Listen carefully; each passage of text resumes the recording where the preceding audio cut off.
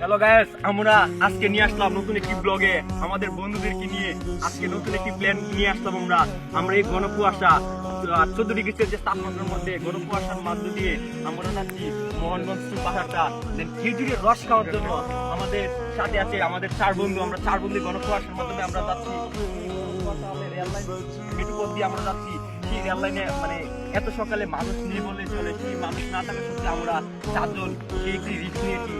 দেন risk নেওয়ার পরে আমরা যাচ্ছি, আমাদের জন্য সবাই দোয়া করবেন। দেন নেক্সট পর্বতে আবার দেখা হবে। আল্লাহ হাফেজ। তারপর আস্তে আস্তে আমরা হাঁটা শুরু করে দিলাম। আমার বন্ধু আপন, পিয়াস, আমরা রেলের মাঝ দিয়ে হাঁটছিলাম। আমার বন্ধু ক্যামেরন এসে দিয়েছিলাম আমার বন্ধু রাব্বিকে। সকালে ছিল অত্যন্ত ঠান্ডা, যার কারণে আমাদের হাত পা জমে যাচ্ছিল। তারপর আমরা ভাবলাম আমরা একটু দৌড়াদৌড়ি করি। তারপর আস্তে আস্তে দৌড় শুরু করলাম। আমরা দৌড়াদৌড়ি শেষ করতে হঠাৎ আমরা একটি ব্রিজে উঠলাম। সেই ব্রিজটি ছিল অনেক পুরনো, প্রায় ভাঙ্গার পথে। আর সাথে হচ্ছে একটি রেল ব্রিজ দেখতে পাচ্ছি, যেখানে রেল চলাচল করে, ট্রেন চলাচল করে।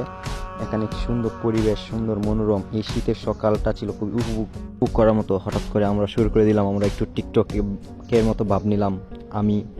তারপর দেখছি আমার বন্ধু আপনও আছে সেই খাতারে, সেও করলো আমাকে একটি ভিডিও করে দাও।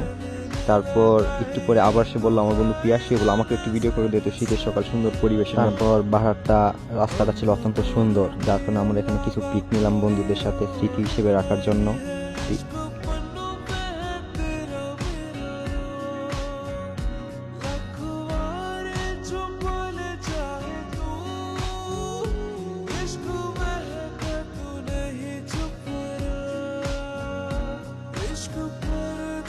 প্রায় 5-7 কিলো আসার পরে আমাদের হাত পা অত্যন্ত ঠান্ডা হয়ে গেছে।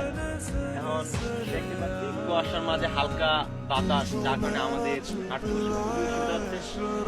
এই গণকুয়াশার মাধ্যমে আমরা যাওয়াটা খুবই চাপ বুঝতে পারছি। এত সকালে আগে ওঠা হয় নাই, ওঠা হলো বাহিরে আসা হয় নাই, এই প্রথম। বাতাসটা অত্যন্ত বেশি, কি বলবো মানে বলার কিছু নাই।